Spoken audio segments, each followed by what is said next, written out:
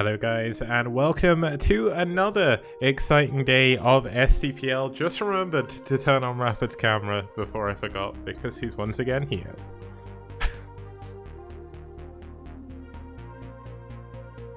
Ah, 1 second. I don't think your audio is coming through. Let me reload Discord. That's funny. Okay, so Rapid will be back in just a second when I restart the call, but he was just talking to himself. But that was entirely my fault. Try now. Nope, that's still broken. Let me fully close Discord. I don't think it closed properly. I had one job, and I've officially killed esports. That's me done for the day. It's all good. But here we go. Let's try to load up Discord again. It's loading. But just to introduce what we're going to be seeing today, we're going to be having a look at VT versus NaS, and also Ash versus Bull. Try again, Rapid. Maybe I've fixed you. Okay. No, I am too much of a clown. Definitely not you, but that's fine. If you do, that works. Hopefully. I wonder if any other audio is coming through. What is happening here, Kicks? I see what the problem is. I've got it. We can fix it. Oh, yeah? Yeah, I forgot to turn off the audio on my TV. So here we go. Now, audio should be coming through. Here we go. We've done it. We fixed it. Oh my gosh. Congratulations, Kicks. You saved esports. You killed it and then saved it again. Yeah. It's a very masochistic relationship. Okay, let's actually have a look at the team rankings. Obviously, we are in our second week now of our 14 weeks of STPL Season 2. Woo! And Rev are actually at the top of the table right now. Okay, look, we played 1 week. It's like, well, some teams won and some teams lost. And also, just because you went 1-1 in your series doesn't mean you lost. And also, White Clan have only played 1 game. They're literally 1-0, and they have a giant red downvote near their name. And I'm just like, come on, what do you got to do? Like, just because Rev played 2 games and everybody else played 1 game doesn't mean that the other teams are bad. Also, why do Net Wars have a 1-0 score, but they have just a line near their name? And oh, this is like standings from last season, right? No. So this is effectively the difference between their rank this week compared to last week. So last week, Net Wars were already in 3rd, so they haven't actually gone down. Wait, so even though NaS won 4-0, they're +4. They're the highest, or they're tied for the highest total score.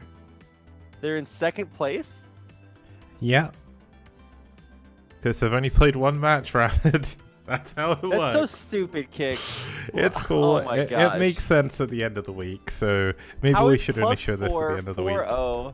And then, okay, yes. All right. Okay. All right. Well, let's have a look at the end of the week. Yeah, let's look at the player rankings, though. That does change every day. Although I say it changes every day, I don't think this has actually changed since the beginning of the season, but we will see a few of these players, and maybe they'll be able to increase their ELO to get ahead. Noob and Scan, obviously, running away with it, but Koga only just behind them. Yeah, actually, Koget, his series versus Marwin is still one of the best games I've seen in a long time. Oh, so good. But yeah, all of them actually fantastic players. I think the big one I'm waiting to watch for is Tai2. Got a chance to see him play his BSL group, and he looked so good. And I'm always kind of rooting for him as a player, because it really seems like he's kind of kicking into high gear after the after DreamHack. So really excited to see some of the players down on the bottom of the rankings. Dragon had a little bit of a rough time getting knocked out of his BSL group, so not sure if he's going to maintain his spot up there or not, but obviously it's different tournaments, so his ranking here is not affected by that. Yeah. And still one of the best players in STPL. Yeah, so let's actually have a look at our matchup today. To start with, we're going to have Valhalla versus NaS. Now, Valhalla joined us in round 3 of Season 1. They played a good number of series, but clearly not as many as the veterans of NaS.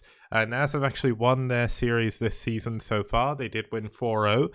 So obviously, if they can win again with a good win difference in games, they'll be back at the top of the table again. Yeah, and I don't think that that's too much to ask for. I think Valhalla team were one of our newer teams kind of last season, or at the end of season 1, however you want to call it. Yeah. So I don't know if they really have what it takes to take on NaS, who has always just been an incredibly talented team. Obviously, it's the beginning of the season anyway, so who knows what's going to change between seasons. I guess there's only one way to find out. Yeah, and just to say about what difference does the beginning of the season work, just to explain the format to anyone who may be tuning in for the first time, this is one big round robin group, so every match is going to matter. Every single game matters in the ranking as well. And the top 8 teams at the end of the 14-week group stage will be heading on to the playoffs, where we will have, thanks to our wonderful sponsors Liquipedia, a bracket contest for you guys to win some prizes as well. But just having a look at the lineups today, we're going to have Forever versus Eon Zerg. That's going to be a TVZ. HCS versus Jeyun. That's going to be our 1 TVZ of today. We're going to have a TVP between PHJ and Kingdom. And then we're going to have a PVT between Last and Terra. So some big names.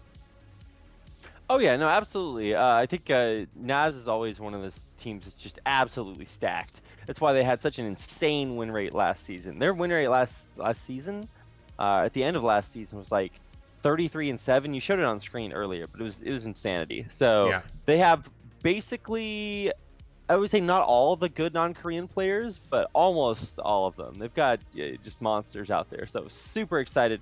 And then Valhalla, that's not last. It's Yeah.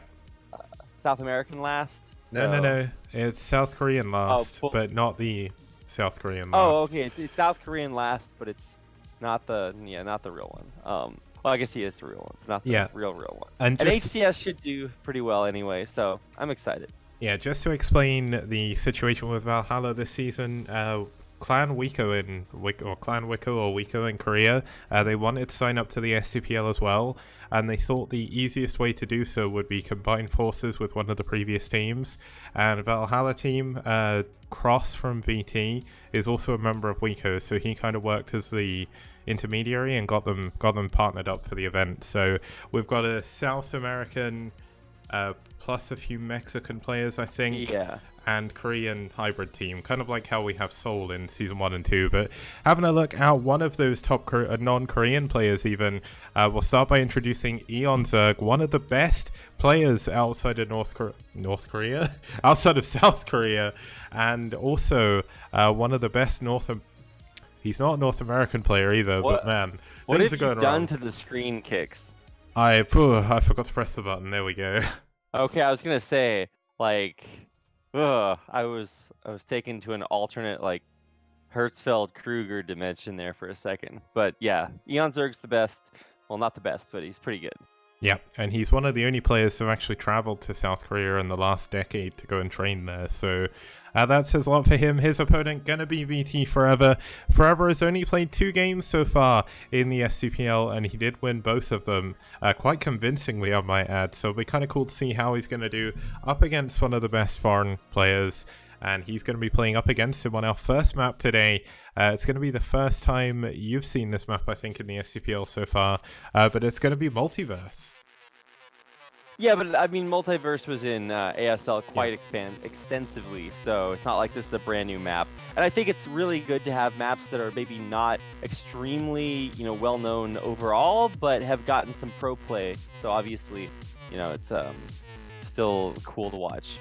Yeah, so let's get into game number 1. It's Forever versus Eon Zerg.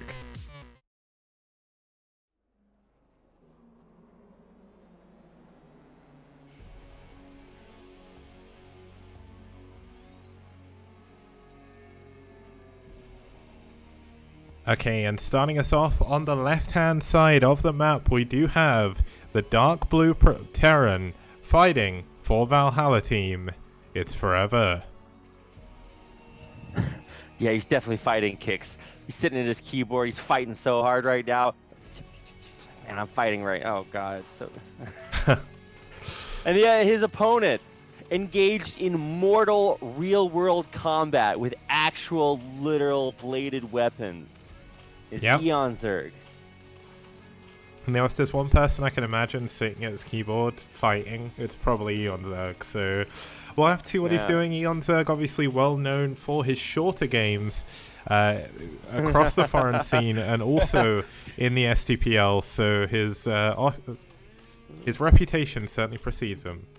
Yeah, you're either saying that he cheeses a lot or he shits on people. So probably both a lot of times, but he's very, very good. So I think one of the cool things about VT is, even though you might remember the name VT from last season, very new VT. I honestly would have just liked to see an entirely different or an entirely separate Wiko clan, because Wiko is always like they're one of the best like amateur clans out here. They've got a ton of super talented players. They also, like White Clan, have a ton of totally garbage players on it. So yeah, it's not the same situation, but they do have a lot of people in the team.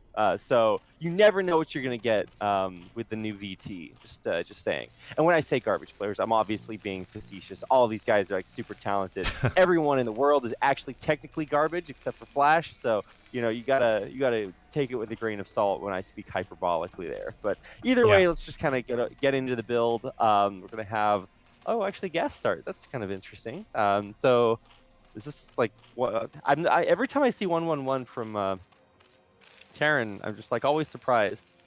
Yeah, 111 went from being something that only really Fancy did. Kanata did it as well in SAC, but I mean, Kanata and SAC, when Fancy was at his top form, very rarely actually got to play in Pro League, but it disappeared. Why when you reference games, do you reference games through like 12 years old? Okay, so I'm getting there. Okay, all right, I'll be patient. Yeah, so obviously it disappeared for a very long time. Flash brought it back by refining it in the way he does, and it disappeared again because players like Effort kind of figured out how to completely counter it. So it disappeared, and now it's starting to kind of find its place in the meta again.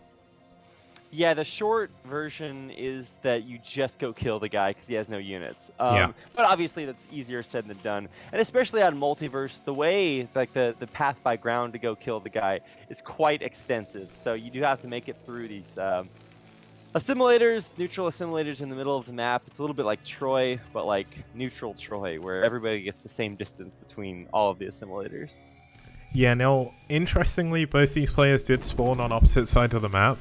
While this will favor Forever in the late game because he can block off the middle, in the early game, with Eons going for this super quick lair, these Mutalisks are going to get to his base almost immediately, so we're definitely going to need some really good anti-air coming in very, very quickly, because this was essentially one base lair. Yeah, I was going to say, what are we playing, ZVZ here? Like, this is really just going to be the fastest way to get mutas. Well, okay, obviously not the fast. You get what I'm saying. Yeah. Very fast mutas. And, I mean, going for Goliath is, I guess, one way to do with it. But obviously, it's going to take a while to get that armory up and running. Yeah, so the Spire is already on the way. Interestingly, Eonzerg showing it to the SCV. I mean, at this point, you kind of already know it's going to be Mutalisks, but we've already got the 2 factories up, Vultures are on the way, Armory's coming in, and we should see an engineering base starting up fairly shortly after as well. Yeah, obviously it's not... Wait, what? Oh, I was about to say Forever is just going to walk into the base and kill all the drones, but luckily enough there was a Sunken. Yeah, but he's getting vulture speed too, so the Sunken basically doesn't exist. I mean, obviously he's gonna block the choke with Lings, so it's not like it's insane, but like, I mean, you can micro through that. There's a way tragedy could happen here, Kicks. Don't sleep on your 6-minute curse emote, guys in chat. We still might have a chance to use that here, but obviously, you know, vultures can make basically anything happen. Let's see, it always surprises me how fast ion thrusters upgrade. Like, that is just a fast upgrade for fast units. So it's he also unblocked the choke with Lings. I thought he was gonna do like a big block there, but no, he's gonna kill all the Lings anyway, run to the front of the base. He's gonna have speed. He might not even need speed to just run by here, but here comes the Sim City with the hatchery, and yeah, look at that, a big block with the Hydra Den. Yeah, the good thing about this, not only does it block the vultures, it keeps the drones alive in the main. It kind of keeps Forever stuck, because what he was going for at the beginning, this big vulture timing, looks like he is going to... Oh my god, it's not tight. It's not tight! It's not tight! Lamau! I love this game, Kicks. Oh, it's so good. Oh, get absolutely BTFO, like what is happening here? Oh, the death of a human. We're watching it, Kicks. Okay, and I mean, we're heading into that 6-minute moment rapid. Eon's lost all but 3 of his drones. 4, sorry. There must be one hidden in the gas over on the left-hand side. But finally, the Vulture's been cleaned up. But let's look at what he's actually got to defend against Mulus. He's going to have 3 Goliaths, 2 turrets. Eon's not going to be able to do anything here. Jeez Louise. Okay, my dude. Wow. Okay, this is just quite a struggle. Now, obviously, Eon's not dead because he's still got like sunkens and buildings and stuff. But he did cancel all of the buildings that he used to make that anti-vulture wall. So like, this is the esports version of the oof feeling. All I know is that Eon Zerg is probably looking at this game, and I mean, I've seen him stream, and he does get very frustrated. And after those vultures ran into his base, I can imagine him like sighing really heavily and just throwing his hands down. Like, this is not good. But this is Eon Zerg. He can always fight back from seemingly impossible positions. And if there's one person that can make this work in the foreign scene, it may just be Eon Zerg. I mean, this is one of those games where if Flash were playing or watching, he'd be like, well, this player is certainly struggling right now, which in Flash translations means I would win for sure yeah. if I were playing against this player. So that's kind of what I'm getting from this. Actually, wow, Eon, perfect control on those mutas. He gets 2 out with like single-digit HP, so I mean, that's about as much as you can hope for. But the big Goliath push here actually could be super scary, not only because, you know, Eon has the units, but Sunkens, yeah, he doesn't have any like infrastructure back home. Okay, but has Forever left it a little bit too long? The Sunkens are actually going to get close to finishing morphing. This one at the front may die, but the one at the back will get in here. Yeah. I actually think he kind of stalled out a little bit. Once you kill that many drones on your opponent's side, like he's actually just not allowed to make Sunkens. It blows my mind that Eon made 2 Sunkens there, because that's just like to 50% of his drones. Yeah. Well, luckily enough, Eon, because he went for such an early 2-hatch, and because he didn't build too many Mulus, he does actually have a decent drone count again. Obviously, it's not great, but Forever's still on 1 base, and the second base is not going to come up. He's going to force the Muteless, or the Muteless are going to force the Goliaths back again. And Eon's going to hold on for a little bit longer. Yeah, hey, canceling that second base is actually really... excuse me. Really good. I love that Eon's not just giving everything to Forever for free. He actually is fighting him a lot with these mutas. And obviously, Eon Zerg's muta micro is one of the best in the game. So, I mean, as far as non-Koreans are concerned, Eon's just killing it. And honestly, it's impressive he's doing, well, basically anything after losing, like, all but 4 drones. So, I hope there's a way that Eon Zerg can come back to this. I would say if Forever throws this, man, that's when you take a long, hard look at your career. Yeah, now one thing you can see as Forever is just scouting absolutely everywhere. He's like, well, this guy must have a hidden third base or something. How is he still in the game? And for all intents and purposes, that makes a ton of sense. Forever is not only keeping up with his macro, his upgrades are timed perfectly. He started his +1 attack at the right time. He got +1 armor super quickly. And that's exactly what you need to do with mech, because even if you don't kill your opponent, you just end up getting so far ahead the longer the game goes on anyway, that it works out perfectly. But Eon is down, but he's not out. He's getting his own upgrades, and he's fighting the good fight. Well, Kicks, let's not sleep on our narrative here too hard. Like, Eon is, like, astronomically behind.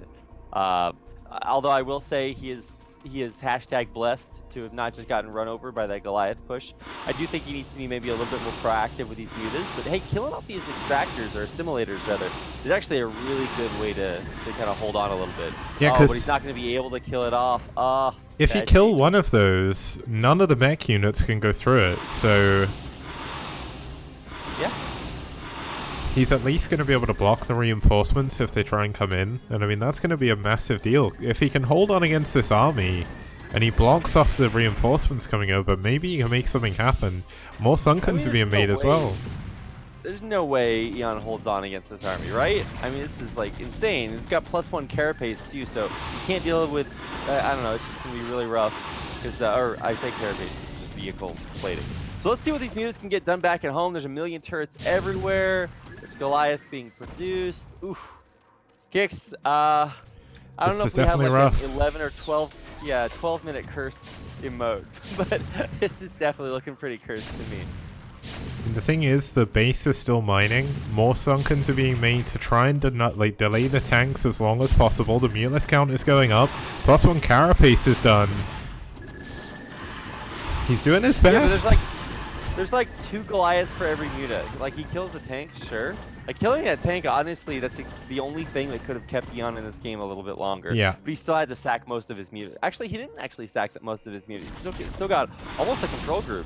Oh, and he saves the Sunken as well. I mean, look at this. Forever knows he doesn't have the pushing power to go in right now. If the Sunkens hit your Goliaths when the Mutas do, like, your Goliaths are all just going to die. So he's going to fall back.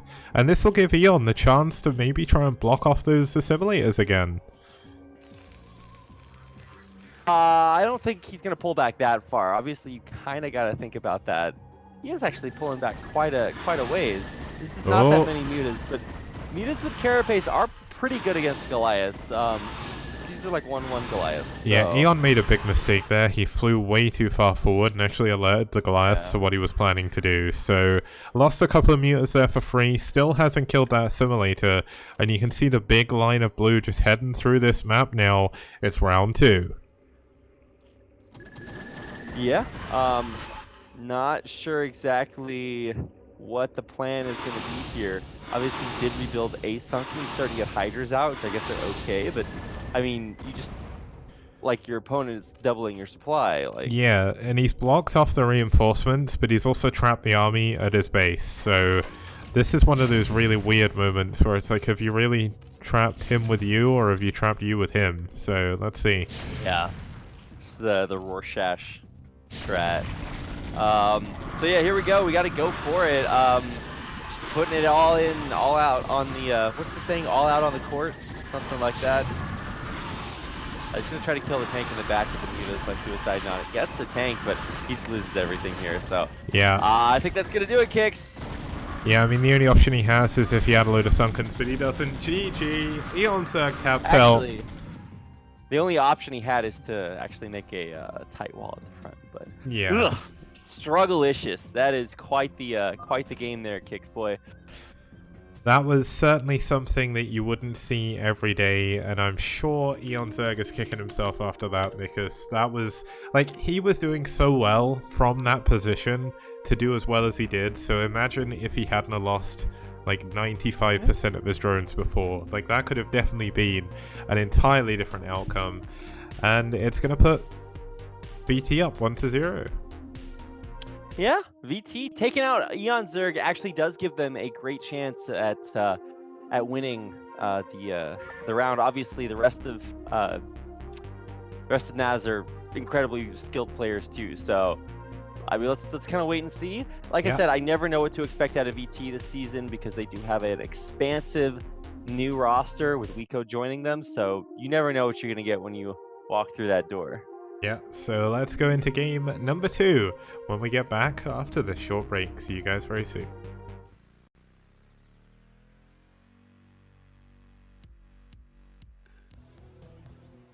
Outstanding. Rock and roll.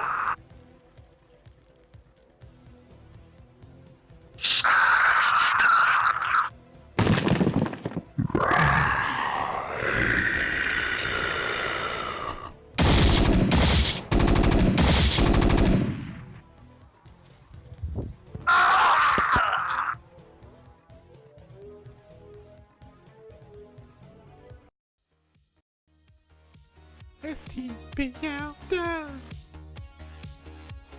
Bio TVP. Wow! You got it.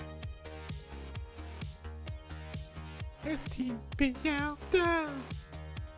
Mass Scouts? No problem. Broadcast 3 nights a week on Monday, Wednesday, and Friday, 2100 CEST.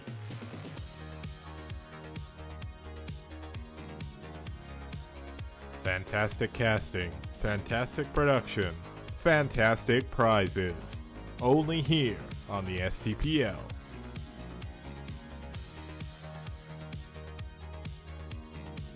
Did you know Reavers could be this radical? How did these lings even get here? All I know is that's one dead base. STPL does! Wraiths, Valkyries, Carriers, and Corsairs. Forget about it. You won't see that anywhere else. STPL does. STPL does. STPL does. STPL does. STPL does. DT's doing game-ending damage? Name a more iconic duo.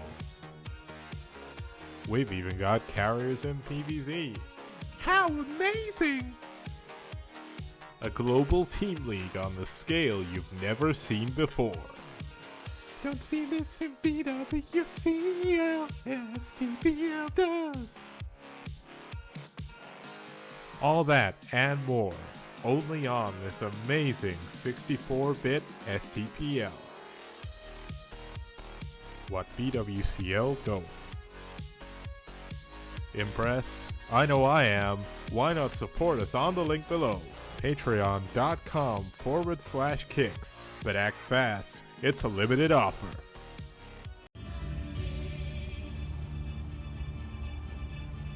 Coast 103.5.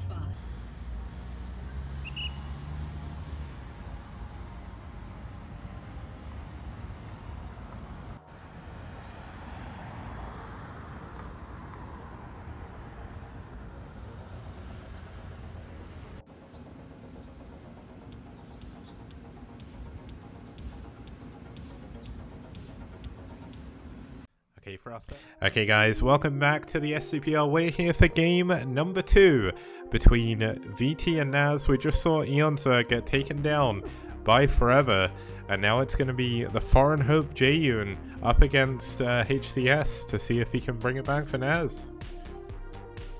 Yeah, honestly, the only thing missing from this is Pomp, but you know, I'll take what I can get. HCS is super good, even though he hasn't played a whole lot here. I've actually seen him play on ladder a bunch because he hits a bunch of the top players out here.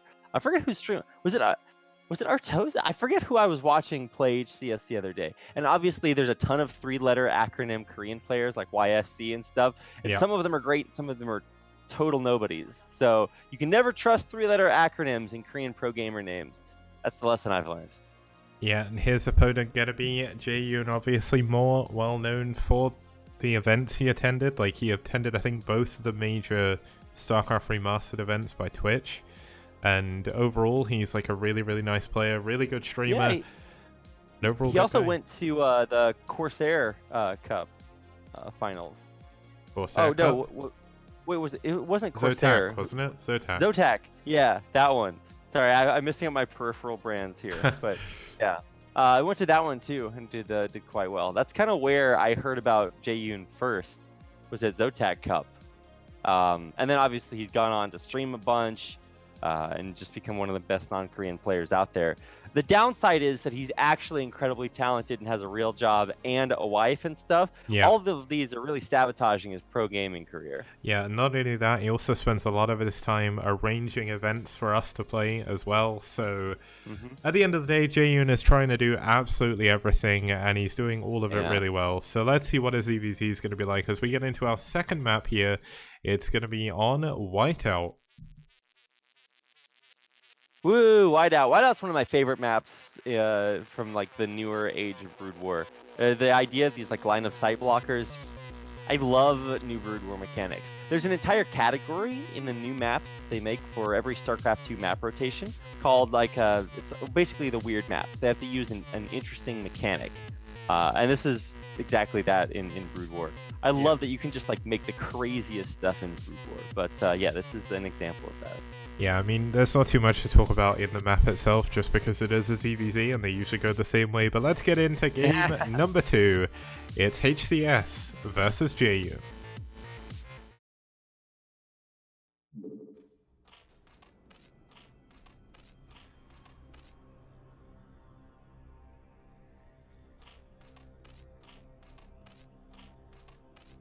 Okay, starting us off in the bottom middle position, we do have the Grey Zerg, one of the new colors. Fighting for NaS, it's Jaeyoon.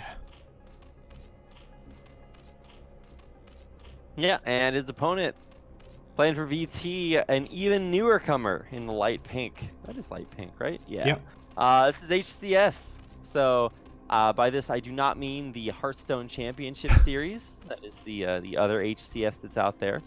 I also do not mean the Heroes of the Storm Championship Series, even though it's another classic game. Don't worry, this is still StarCraft. Just in case you were wondering that out there. I love how you characterize like Jaeyoon as like one of the newer players out there, and I'm like, he's actually been around for quite a while as far as a player is concerned.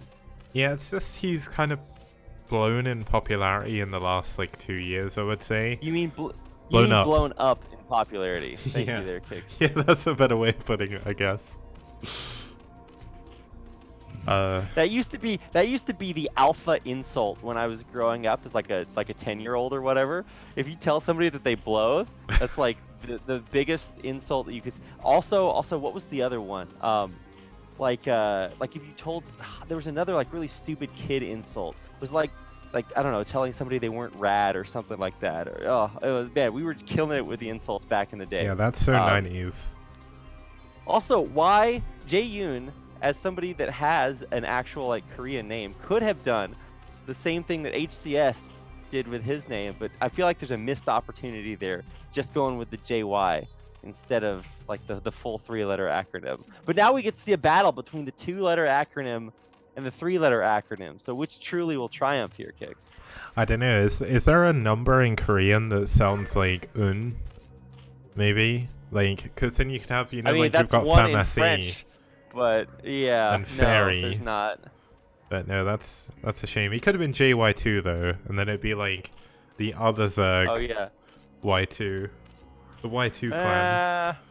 I don't know. I think we're really overanalyzing here. But if Jaeyoon wants some like social media managers or marketing or brand management, we're first in line, Kicks. Yeah, I mean we even met him in BlizzCon last year, so we got the ability to lay the seed for some future career work. So Kicks, we're not laying seed, okay, dude? Like we gotta work on these like ways of talking about things. But we can't actually talk about StarCraft. That'd probably be helpful because yeah. it is a ZVZ.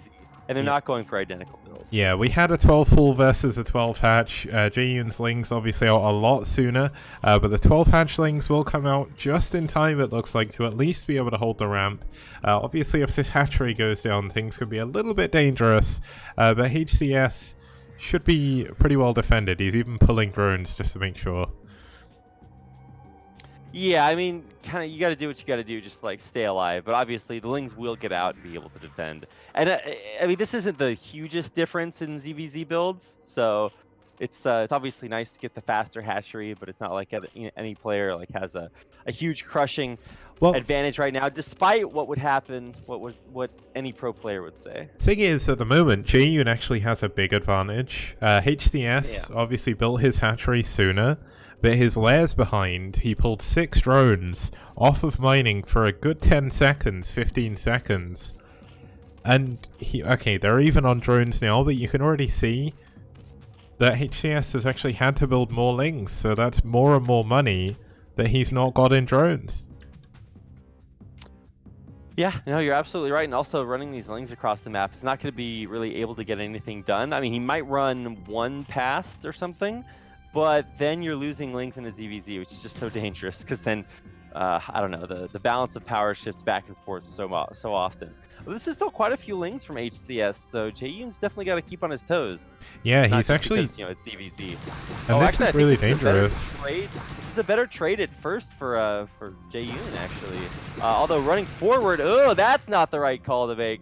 So he's going to have to run back here. He does not have enough Lings here, Kicks. Several of these Lings are at very low health for HCS, but they're still fighting. They're still out there. These drones are going to have to really fight for their lives here. And, well, that's about how that goes. So, yikes. This is a really rough spot for Jaeyoon to be in. Now he has to break down his ramp again just to get into his natural. And this hatchery is dropping way too low. I think, I don't know. I don't like Jaeyoon's position here, Kicks. Yeah, it's not great. He's lost a lot of links. HCS is actually 2 drones ahead now. Jaeyoon's about to lose his second hatchery if he's not careful. There's absolutely nothing he can do about this. It's gonna go down. And with that, Jaeyoon could be in a lot of trouble. The Spire should be finishing up sooner for him. But he's got to survive against the Lings first, so he can't build any mutas. Yeah, I mean, obviously you did force out a lot of Lings from your opponent just to kill that hatchery, so that's not bad, but now you have to not die, which is just going to be a lot to ask here. Ugh. Some good trades from these Lings from Jaeyoon just to window that countdown, but now just not losing any drones is going to be so difficult. He's not mining. He has to rely on just single-digit mutas here. Oh, man. Oh, one of the drones has gone down already. Oof. I mean, you can see there's still only a 2-drone difference, but let's see what these mutas can get done. Obviously, the biggest thing is clearing up these Lings so that they don't get in and deal any more damage. Yeah, and you can already see that HCS is hiding some additional Lings in the natural, so as soon as these mutas go out to try and do a counterattack, these Lings are going to swoop on in and do a ton of damage. There's going to be nothing here for Jaeyoon to defend. Yeah, you don't see this platform actually used quite that much. I mean, obviously you don't see this map quite that much, but it is still going to be really, really difficult to deal with. Oh, man, look at this. Ah, HCS, man, killing it with these strats. All of a sudden, there's Lings in your base again. Yeah, we've seen in this series already what will happen if units get into your base and on top of your drones. And it's not looking good for Jaeyoon right now. He does have the supply advantage, at least momentarily, but he's 5 drones behind. Yeah, he just can't buy drones right now. He's trying, but they keep getting picked off over and over again. And I think the biggest tragedy is that Jaeyoon had such a huge muta advantage and just couldn't do anything with it. Yeah, and you want to know the best thing? HCS has built an Evo chamber back at home while this is all going on, and Jaeyoon's not going to do any counter damage whatsoever. And even though his Spire is so much later, it doesn't matter because he has the better economy. He's on 18 drones in a ZVZ at the 7-minute mark. That is ridiculous. So disgusting. Ugh. Yeah, it turns out when you kill all your opponent's drones and then build a bunch of drones yourself, there's a pretty big advantage there. But also, big shout out to the worker counting tab. My favorite part of these new updates. Huge fan. So that we can tell just how crazy. I mean, we could already tell one player is ahead, right? But now we know just how ahead. Yeah, now we are going to see HCS trying to send another Ling in. Luckily enough, Jaeyoon did keep a couple of Lings back at home. Now, if Jaeyoon can use this opportunity to drone, maybe he can come back. But the issue is he doesn't know yet. I mean, he's just found out that he's not going to be able to do any damage. So he's built a ton of Lings. I mean, maybe this could actually work. There's not that much on the ground. There's no sunken or anything. Has HCS played a little bit too greedy? I mean, let's not get ahead of ourselves, right? There is a big muta ball here. But actually, wow, I have no idea, Kicks. This is so crazy because we're going to see Lings run back in to Jaeyoon's base. Yeah, Jaeyoon I actually thought they were going to bust through, but nope, can't make it. No, there's definitely not enough Lings from HCS's side. I thought that Jaeyoon was just going to go for it. If he had, he could have killed a good number of drones because there's nothing on the ground to defend the natural. But now there's Muteless up for HCS. He's up at 7 already. That's how powerful his economy is. It's 7 versus 7. But HCS certainly does have the advantage, and Jaeyoon can't actually opt to attack into the bases because he'll get hit by the spores as well. Now, Flyer Carapace is about halfway done, so obviously that's a huge power spike for HCS. If he can hang on for that upgrade, that is gigantinormous, Kicks. Now, who has the higher muta count? I think it's 6 versus 6 now. They both lost 1. Yeah, but now it's 7 versus 6 if this next muta comes in. But I think the mutas are actually healthier for Jaeyoon. Yeah, he's going to get the second gas. He didn't actually get any of the drones, but knocking out the second gas could be quite influential. But the trouble is Jaeyoon doesn't actually have the drones back at home to really make a difference with the extra gas. He's not even mining gas with more than one drone, so... His counter damage is going to be huge, Kicks. He has to save the mutas because Jaeyoon is DED dead right now. He's going to have to run all of his drones to the natural. There's no hope for any way to save any drones, so we're having a base race. I mean, it's obviously not really a base race because one player has force and the other doesn't. But does Jaeyoon have any Lings left? No, he lost like all of his Lings, so he can't go in and kill the... Oh, but Jaeyoon's moving sharp. He's nearly killed all the mutas. Yeah, this is actually really, really insane. He's killing the mutas. Like, obviously, Jayun has no economy. He has 1 drone. But killing a bunch of mutas, that sounds good to me, Kicks, because there's still a bunch of mutas on the other side of the map, too. Oh, man, I think that was just too much damage, though. Yeah, but the thing is, he's actually almost halved HCS's drone count. He's down to 13 now. And I mean, I know that's not great. Jayun's only on 3 drones again, but he's got a second hatchery up now. So if he can get an overwhelming victory over the Mutalisks, maybe he can make the comeback of a century. It's going to be so difficult, though. Yeah, I don't know about that, Kicks. We're going to see more mutas versus less mutas, and the more mutas player also has spores, so, and more than 4 drones. So this is another one of those players where another one of those games where the one Zerg player just has 4 drones again. I saw one of those in game 1. I don't know if this is something about the new VT or Wiko or whatever, but yeah, Jayun is not winning this, Kicks. Yeah, we can already see it 6 versus 3. GG! Jayun taps out and HCS takes game number 2. Oof. Yikes. Well, that's going to do it for game number 2, Kicks. VT is killing it. VT are 0-1 right now, right? Yeah, they lost game 1. They lost against Rev, so EU versus NA confirmed. Just saying. What is happening here, Kicks? It's topsy-turvy land, man. Rev have come out this season. They've won both their games already, and they beat VT, who are one of the stronger teams this season, and they also beat their old arch rivals. Who did they beat second? I'm trying to remember who they played against, but they beat a really good team again. So, I mean, Revan are not pulling any punches this time. So, it's cool to see. But obviously, in this series, we're going to be heading into game number 3 when we get back. After this short break, it's going to be a TVP between between PHJ and Kingdom. See you guys when we get back.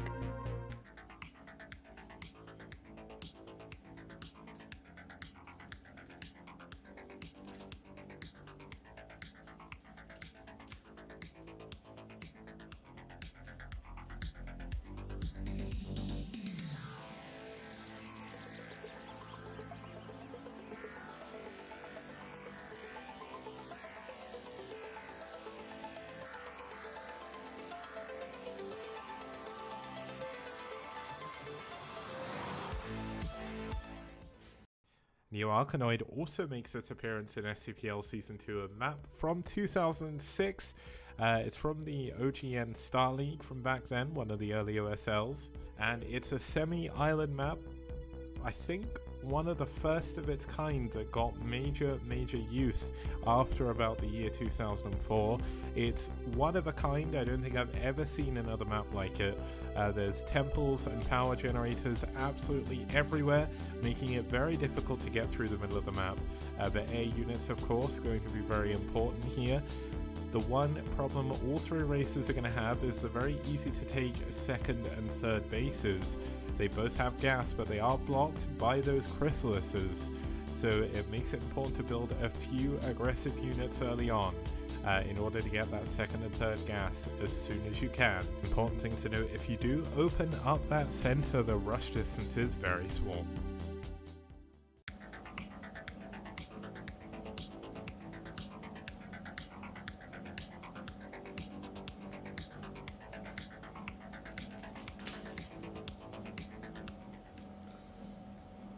Next up, we have the 2009 map that was used in Pro League. It is New Tornado.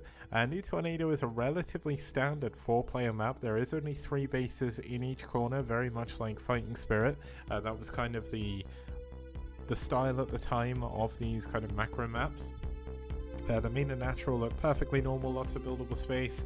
There is a high ground pod outside of the natural, however, which gives you a staging ground as the aggressor to use ranged units to hit from the high ground, but you can also use it as a defensive position just to give you that extra bit of range, especially as Terran.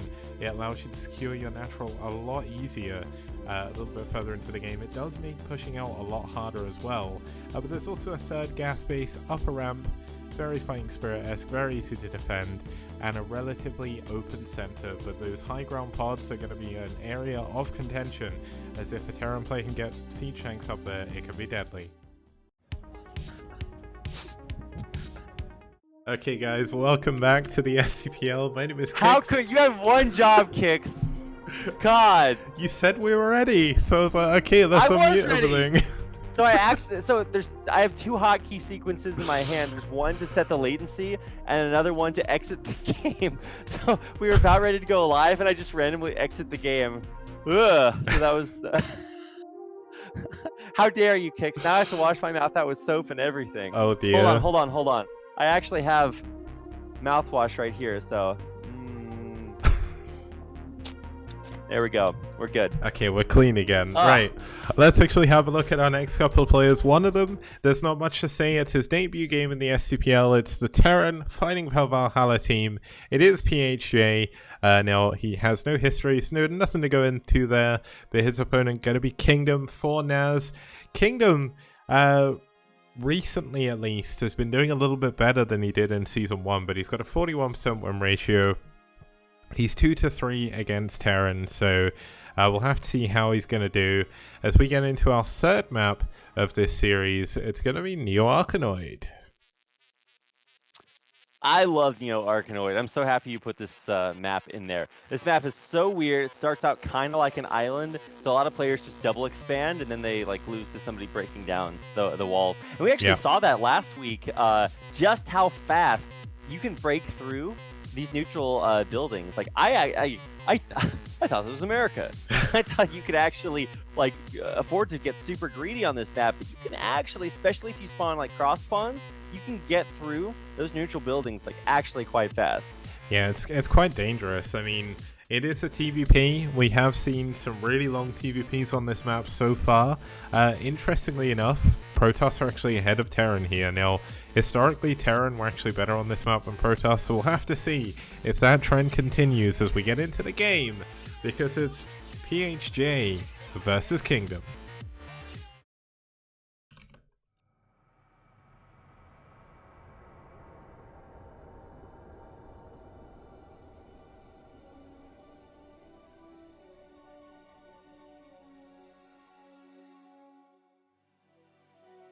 Okay, spawning us here in the 10 o'clock position, we do have the wonderfully magenta-colored Terran player. It's PHJ, or Fudge. This is, yeah, Fudge. No, this is actually, I think, my new favorite color. Yeah. I don't know, blacks. I still think black looks good. Artosis thinks black looks like the worst color. I'm just like, what are you doing? Also, I need to, hold on, okay. I promise I'll set the network latency instead of exiting the game this time, Kix. There we go. Okay, we're good. Okay. Yeah, his opponent is the black Protoss player, which is obviously just, I think this is the best color combination. Black on Protoss, because like Protoss units are all like, I mean, colored yellow. Yeah. I think the black-yellow combination, these are like the Bumblebee race. Like, absolutely fantastic. Yeah, yellow Protoss or white Protoss does not look very good, but I mean, just look at this probe. Look at how marvelous he looks. He is, like, as you say, a little bumblebee. It's great. Yeah, they need little tiny bumblebee skins, like the really fuzzy ones that look them make cute and cuddly. Okay, except the probes are not cute and cuddly. They're murderous. I'm just gonna say we shouldn't really be calling probes bumblebees, because bumblebees are actually nice, whereas probes, I'd say they're more like Japanese hornets. Yeah, I was gonna say they're bumblebees are the nice bees. Like every time I see people get afraid of bumblebees, I'm like, no, dude, they're chill. Don't worry. Yeah, they just chill out all the time. They pollinate. They're great. They don't create honey though, so yeah, that's one thing. I know. They're really slacking on the job there. Bumblebee honey would probably be amazing. I would buy that. And a weird thing to note about bumblebees, and it's something I only learned like this past year, they actually live underground. So what? Yeah. Kix, how do you know this? It came live up with the bumblebees for like a year or something? I don't know. It came up for some reason. I can't remember what I was doing, but I was like, huh, I didn't know that. And then I kind of kept it in my I wonder brain. where bumblebees live. Maybe it's somewhere random. I don't. Wow. I thought I Wikipedia'd weird stuff, Kix. Oh, like, you don't know anything. Yeah, I gotta step up my game. Oh boy. All right. Well, back to StarCraft Brood War, because nobody wants to know what we're talking about. Oh my gosh. We are seeing like the super greedy fast expands, although honestly I would just expect to see, this is what sucks about Protoss on this map, is that you can't fast expo. Like if you're Zerg, you can just build an extra hatchery right next to the mature chrysalises, and then kill them really fast with zerglings. If you're Terran, obviously you can just build it by the side and float it. Oh! But if you're what? Sorry, PhD just glitched an SCV through, so he's going to be able to go out and scout. Well, at least up until the middle, but he's going to have to glitch it through again another few times.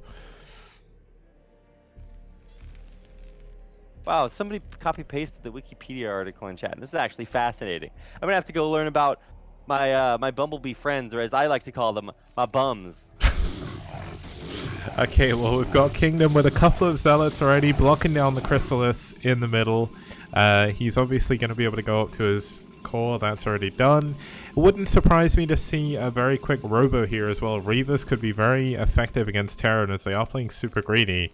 But PhD, this SUV, yeah, it's not actually going through and really doing too much, but it's also a little bit of extra help because if your opponent does decide to just quickly break through, you'll be able to see it, which is important. All right, finally breaking through these. I love watching SCVs distance mine around neutral objectives because, like, it's just the least effective possible mining pattern, aside from building the command center like across the map or something stupid like that. But eventually, we're gonna break through these chrysalises. Chrysali. I actually think it's chrysalides. But yeah, we looked it up last time. Yeah, but chrysalises is correct, so we're just gonna say that. Yeah, so the important thing for Kingdom here is he is going to be able to double expand behind this. Obviously, they are close by air positions as well, so this Robo is going to be good. Where you go for this super fast expansion as PHA, you can already see he's forced into building an engineering bay, even though there's no chance of dying to DTs this early. Well, saying that, I think it is possible for DTs to break through on this map relatively quickly. I mean, they do a ton of damage to buildings, but regardless of what's happening, or what's theoretically happening, what's actually happening is we've got a starport coming in from PHJ. He'll likely go for a vulture drop, and rely on turrets to help defend against any possible Reaver play. One of these days, we're going to watch drop versus drop, and I think that's what we're seeing here. Both players obviously realizing, hey, it's an island map or semi-island map, so you kind of either want to make it not an island map as quickly as possible or play to it like an island map, and that's what both players are doing. So instead of trying to break down the walls and get to your opponent's base by land, they're both just trying to drop each other, and it's going to be fantastic kicks. It is. Reavers, although one thing I will say, Reavers are good, but 4 Goliaths in a dropship, so good. That's one of the reasons why Terran are so broken on island maps, is because of how much better a dropship is than a shuttle. It's kind of sad, but when we were seeing Sparkle in the ASL map pool, I was like, finally, we're going to see some amazing TVZs, drop on drop action, and then all the Terrans died, and it was like, oh, okay, I guess not. You remember that super crazy game from way back in the day? You'll remember this case because it's old. Was it Yo-Yo versus Boxer? Where yep, Boxer that was on has Paradox 2, I think. Yeah, it was on Paradox. It was damn. Okay, Kicks. Okay, calm it down there.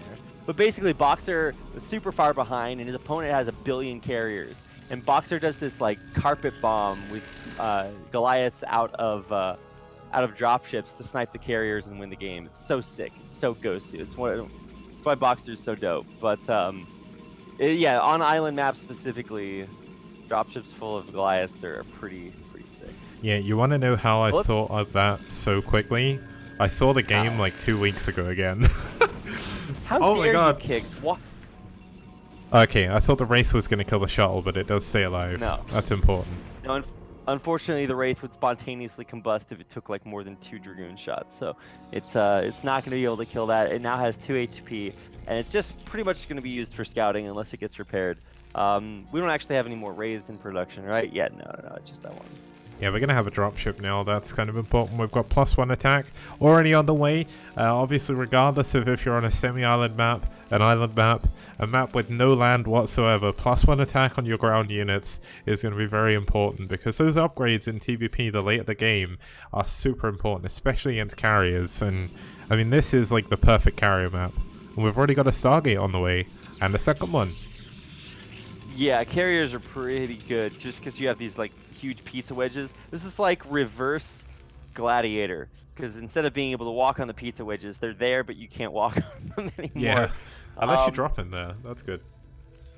Yeah, also dropping tanks inside those wedges is pretty strong too. We've seen quite a few players do that. Although I think new players are still figuring out how to play on like the old wacky kicks maps, so we'll figure it out eventually. Did you ever, like, I know you were following StarCraft 2 a lot, and obviously you've casted quite a lot of StarCraft 2 as well. Do you remember when they put Neo Arkanoid in Pro League for StarCraft 2? Man, it was broken in StarCraft 2. It was so good. Wait, what? Yeah. That sounds completely stupid. What? Yeah, it was crazy. Instead of temples, they just used destructible rocks everywhere. It was, like, it was actually just a terrible map for StarCraft 2 in general. But it was so good. Oh my god. 3 Stargates?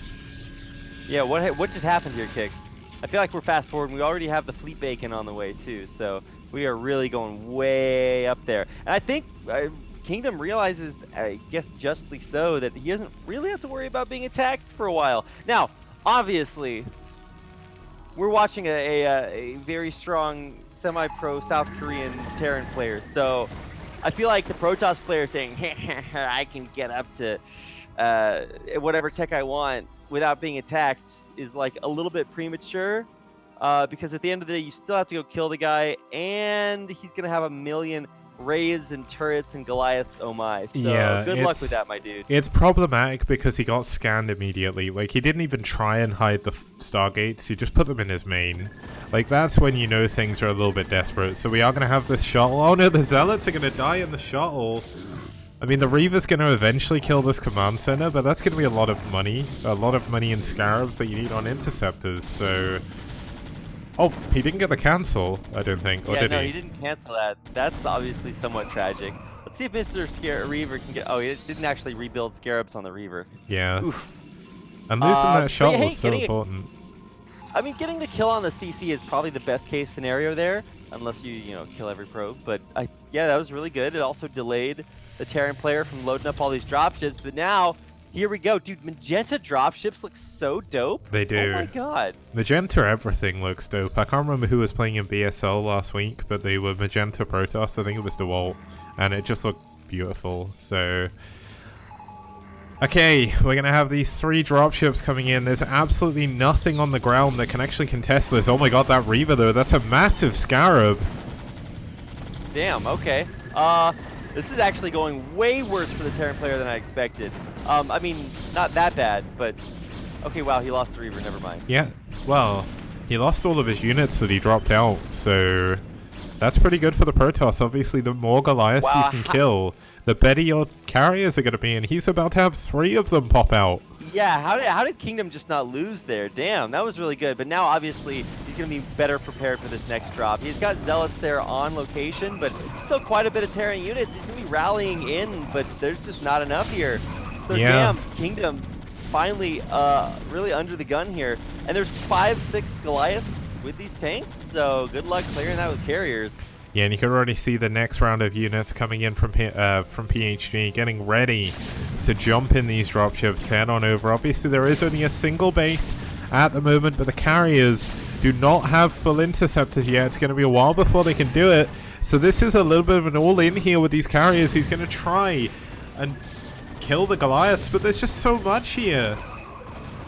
Yeah, I was just going to do it. Obviously, you have to be very, very cautious about your close by air. Oh no, the carriers. Oh, the carrier's going to go down.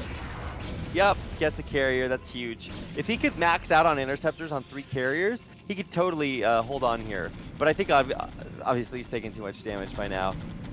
Ooh, and now you have a 3-base Terran player killing it full saturation, and you just lost your base, and your carrier tech has been completely countered. Good luck, my dude. Yeah, and it looks like 2-1 is about to finish. Oh, yeah, so wait, is that 2-1 or is that 1-1? Yes, 2-1. So 2-1 is already finished at 12 minutes. I mean, that's a pretty good timing for your upgrades. And suddenly, you've got 4 tanks in your opponent's main. He's only got 5 gateways, so there's not enough ground units to deal with it. And another load of units being dropped off. Yeah, PHJ kind of smurfing at this point.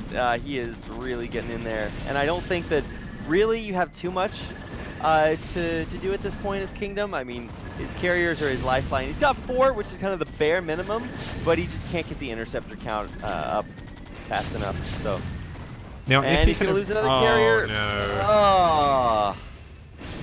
Really unfortunate by Kingdom. If he could maybe make better usage of those pizza wedges with the carriers, we may see a different situation here, but the tanks are reigning supreme over the ground units. Another carrier is super close to dying. There's barely any interceptors, and I think this is it for Kingdom. Yeah, oof. I mean, he was almost able to get to the carriers in time, but like you said, Kicks, just not hiding the tech.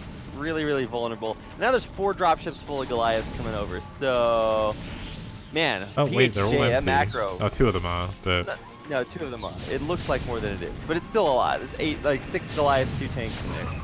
Yeah, and you can just see there's no Zealot leg speed, so they can't even get up to the tanks before dying. And they're just all slowly but surely dying out. Now, of course, Kingdom does still have 1 base. His carrier count is slowly increasing, but imagine if he had those 2 carriers that he'd lost. It'd be up to 7 carriers now, and maybe the situation would be different, but he's already lost so much. His main base is going down, and surely he is as well. Yep, this is watching the death of Kingdom. This is like the end of the, what is it, the Shi Dynasty, I think it is, where all the kingdoms got raided and killed. Maybe it's Yi. I don't know. My Asian history sucks, but yeah, one of the kingdoms is dying here, and that's it's the one in Root War, not in real life. So here we go. This is gonna be a PHJ. Actually, for a guy I'd never seen play before, for a semi-pro, he had a lot to live up to, and I think he lived up to that. Kicks. This guy is a monster. Yeah, I mean, he's killed another carry. His target firing is impeccable on these carriers, and the upgrade timing is so important. If you don't have those upgrades in the timing that he did, suddenly this is a lot harder. But we've got the Joyo moment where he unloads Goliaths underneath the carriers. Another carrier is about to go down, and with just 1 hit away from death, it's gone. And so is Kingdom. GG, PHJ takes game number 3 and gives the win to Valhalla team.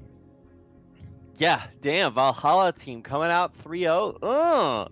I looked at the rosters here, and my NA bias, I'm sorry, I apologize, guys. I'm sorry. But honestly, you look at the names on NaS, and you're just like, well, this is like a who's who of the best non-Korean players. Yep. And yikes. So clearly, the Valhalla team from last season is highly upgraded with the addition of all of the Wiko players. Because damn, they're really killing it. I wish they could like rename to like Valhalla Wiko or something, like combo that like the TLEG kind of thing. Oh, Weehaw. No, don't combine the names. That's terrible. But they are very, very good players, obviously. So really excited to watch more of them. Now that they've kind of got their legs underneath them. They lost once to DM, but like now they're back. They're killing it. Yeah, so the important thing is we still do have 1 game coming up from this series. It's going to be Terra, so the Peruvian powerhouse is going to try and prove your theory about a Peruvian player always wins at the end, and see if he can get that win of pride, and also for the standings in game number 4 when we get back after this short break. Did you do that? Did you do that on purpose, Kicks? They're going to try to prove. If the Peruvian play, okay. I didn't, but I should have done. Get me out of here, Kicks. Get me out of here. Okay, see you guys in just a moment. I'm about to overload my aggression inhibitors.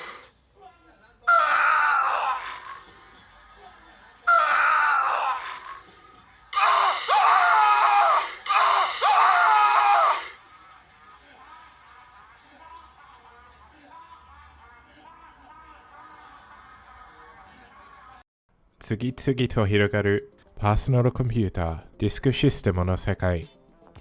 ブリザードエンターテインメントから新しい冒険を試すことができる RTS ゲームの発売が決定されました。最初は人類から取り寄せしたテラ。バイオニックやメカニックやいろんなユニットでプロトスとサーゴをぶつぶされます。でも気をつけて同士打ちも可能です。抜群技術力があるプロトス。もし友達がいない場合、プロトスがおすすめます。あなた方の透明人間が卑怯ですが、ぜひ使ってください。そして怪物のザーグ。君の実力はナンバーズ。敵を圧倒してください。ユタリスクコントロールもガンガン使って勝ってください。応援してくださいね。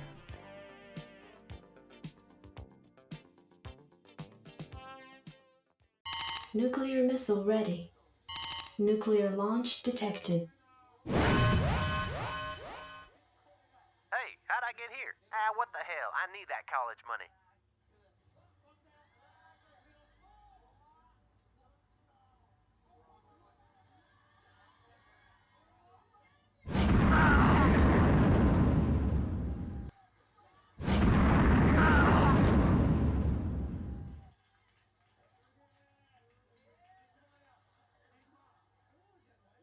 And here we are with the final of our STPL Season 2 map deep dives. This time it will be Multiverse, the map from the most recent season of ASL, that's Season 8.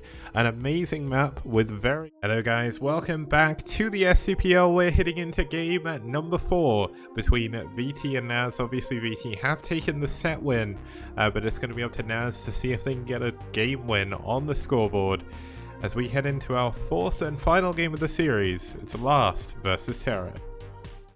Yeah, this is really exciting because Terror finally has a chance to really get out there and like crush somebody to make us feel better. Obviously, for most people, you would say that Terror is maybe a favorite, but Last is actually very good. He's not real Last good, but he's pretty good.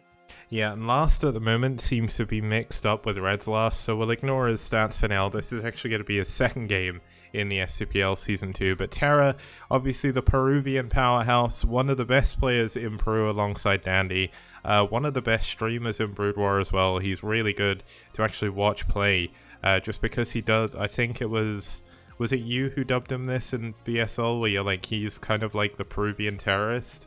Like, obviously Fantasy was always known as the terrorist in Korea, and Terra's kind of like that. He plays so aggressively. Yeah, I think he does go for vulture run bys, like drops and things like on a pretty regular basis. So that's kind of where I was coming from with that. Yeah. But yeah, I actually think that's fair to characterize him that way. I'm just actually really excited to watch him play because he was one of the reasons I was just like, oh no, NaS is really has a good lineup, good chance here. But obviously things did not go according to plan. Carthage 3, or just Carthage. I'm still trying to figure this map out. It's a little bit weird with the way that the temples work in the middle, but you can bypass them not uneasily, if that makes any sense. Yeah, it doesn't take that much longer to get around the edge of the map, but if you don't know the pathing, your units can get stuck. So obviously practicing on this map is going to help. A lot of these teams do practice a lot on the map, so not really too much to say. Let's get into game number 4.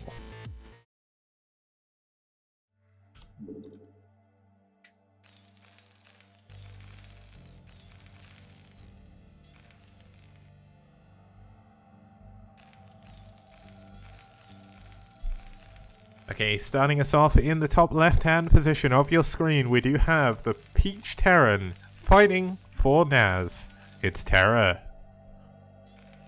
Did they revamp the old colors too? Because this looks No, new, this was definitely in.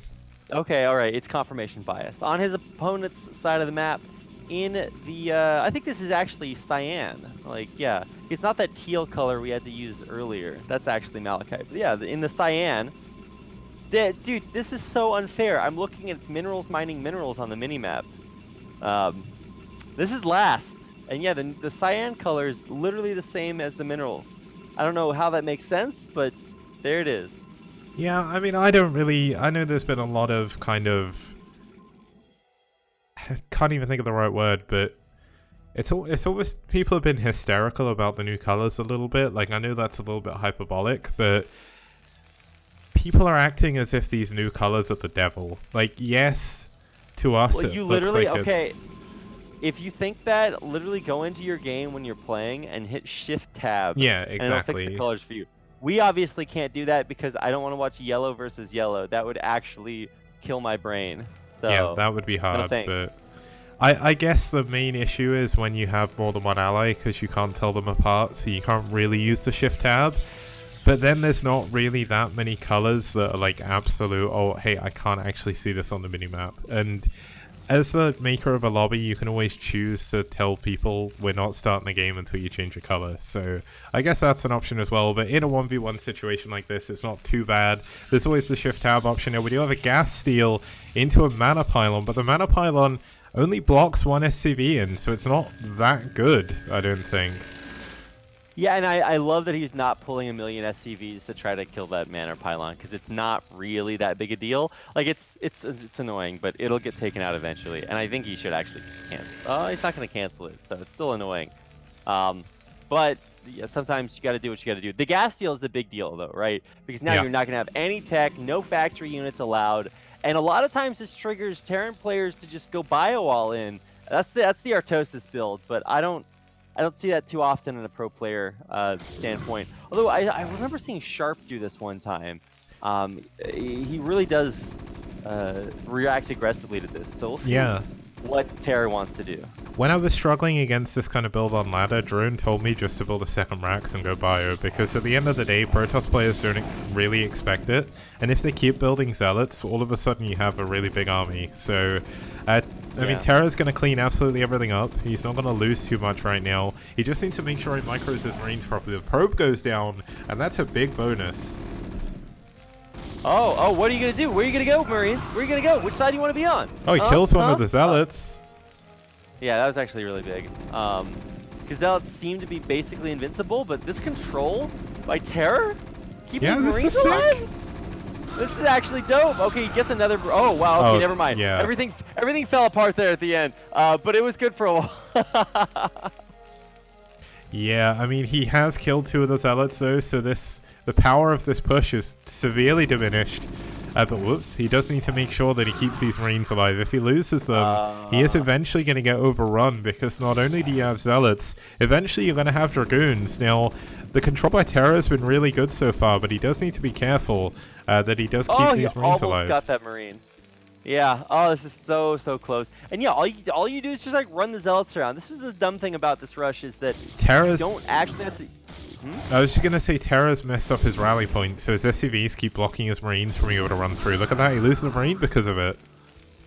Yeah, the problem with this isn't that you're like actually killing the Terran players, that by dwindling the the Marine count, they can't do anything. Like, you're supposed to try to either put down another Rax and go bio, but you can't because you have no bio.